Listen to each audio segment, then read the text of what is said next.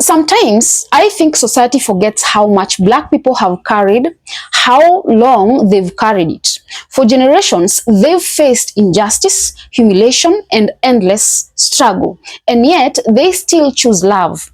After everything, all that's being asked for is something simple: peace, not power over others, not revenge, just the space to live freely, to love openly, and to exist without fear. That is not too much to ask. That's the most human thing anyone could ask for.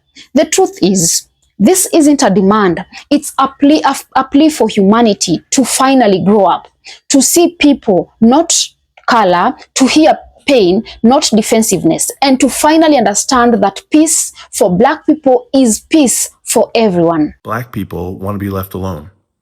They don't want revenge. They don't want to replace us, as some extremist groups have said. They just want to live life in peace, the way they want to live. They want family, they want love, and they want to live in a society where they know they belong here. They want society to also know that they belong here. They want to walk out their door and not worry that they're going to be treated unfairly, or they're going to get that look like they're not welcome, or that someone's going to try to touch their hair like a zoo animal. Yes, they want they want white people to fix white problems of prejudice and ignorance and all the ways that a wrongful sense of superiority is baked into our society. Yes, they want that to change. Yes, they want acknowledgement for harms done. They don't want us to just explain things away or justify or gloss over things without really listening. But more than anything, they want to be themselves, fully express who they are, love who they are, be with their family, and live in peace. That's it. Hey, Black people, listen up. I'm talking to you. You say you don't feel safe when the police pull you over. You say that when your home gets appraised, it gets a lower value than white people. You say when you go to the hospital, they don't take your complaints seriously. You say the bank doesn't approve you for loans. You say employers turn you down for jobs during interviews. You say this entire system is rigged against you. Well, listen up. When I see the cops pull you over, I'm stopping and I'm filming it. I got your back. If they're purposely appraising your house too low and you need me to be your brother while you're out of town, I got your back. I will stand beside you until systematic oppression is defeated. I will not stand by idly. Silence is compliance. I will unlearn the hate that I was taught, and I will not pass it down to my children, because all lives can't matter until Black lives do. The Black community has long suffered under the weight of systemic racism and discrimination.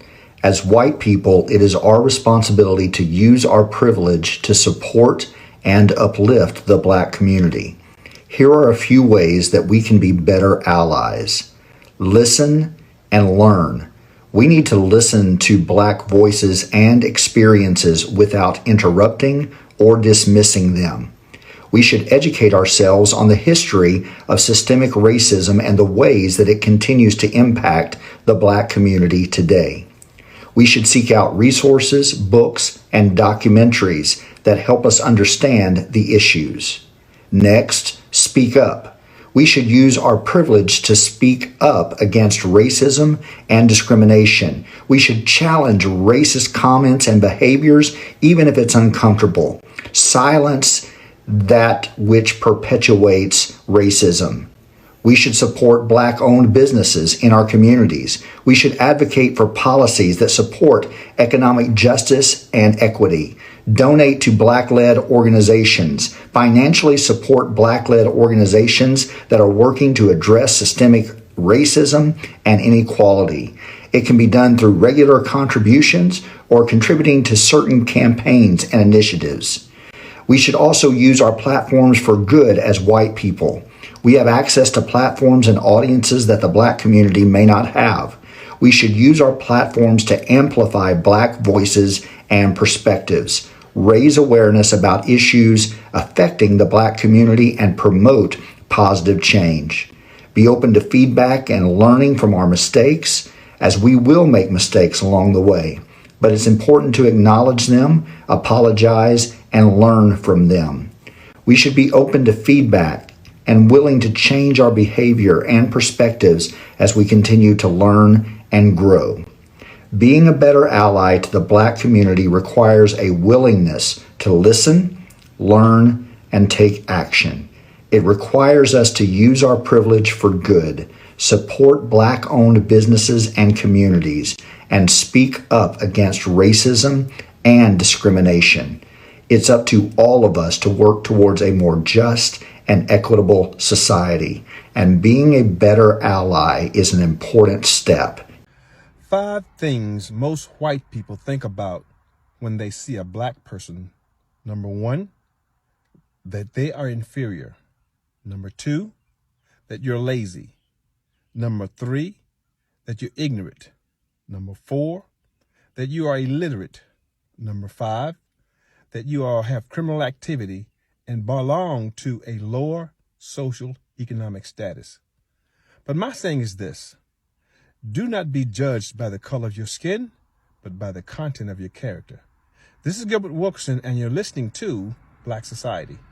Black people have endured centuries of pain, from enslavement and segregation to the daily microaggressions and silent biases that still linger today. And even after all that, the message now isn't about retaliation. It's about restoration. They want the chance to breathe without suspicion, to walk into a room and to, not be reduced to to someone else's stereotype, to love who they are without being asked to tone it down. And honestly, that's not radical. That's human. The struggle isn't against people. It's against a mindset built on fear, superiority, and ignorance.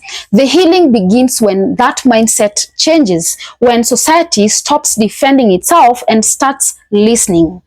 Because peace isn't built through silence or guilt. It's built through action, through compassion and understanding. And right now, what's being asked for isn't pity, it's partnership. Now, let's be clear. Black people are not asking for special treatment. They are asking to exist without their existence being questioned. They are asking for a world where love isn't filtered through stereotypes, and where equality isn't something to, debate, but something to live. For too long, the conversation has focused on what Black people should do to fit in, but that's the wrong question. The real question is, what should society do to make sure they never feel like outsiders in their own world? Every human being deserves to wake up and move through life without fear. But Black people have had to navigate fear as if it's normal.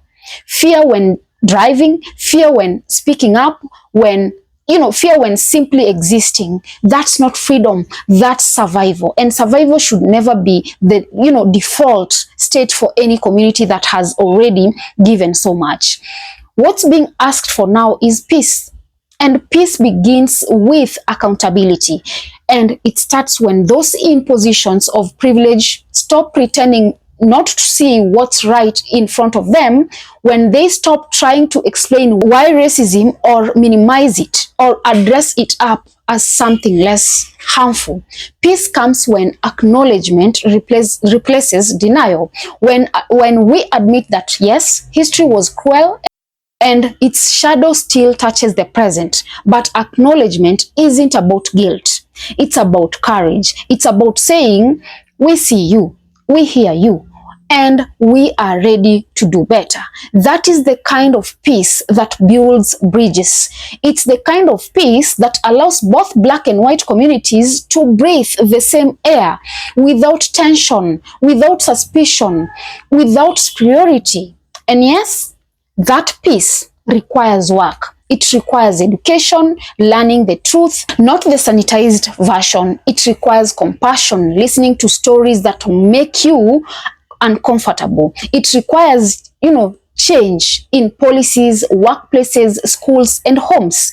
It means using privilege as a tool for progress, not as a shield for accountability. It means calling out injustice, even when it's inconvenient, because silence is never neutral. It's a choice. And for allies, This is where your voice matters. Support Black businesses, not because it's trendy, but because it's fair. No, donate Black-led organizations, not to help out, but to rebalance what's being taken.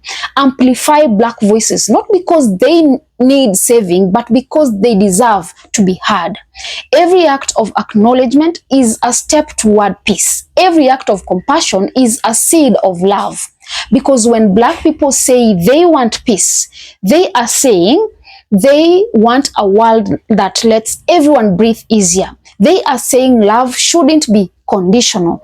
They are saying dignity shouldn't be negotiated. They are saying belonging shouldn't require permission. And honestly, they're right. Enough has been taken. Enough has been lost. What's left to give now is love. Love that doesn't demand conformity. Love that doesn't fade when challenged. Love that rebuilds what hate has destroyed.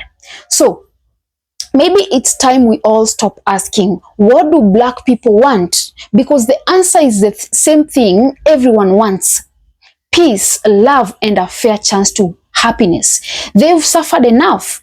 Now they deserve to live freely, joyfully, fully. That is what humanity should look like. And it's up to us, all of us, to make it real.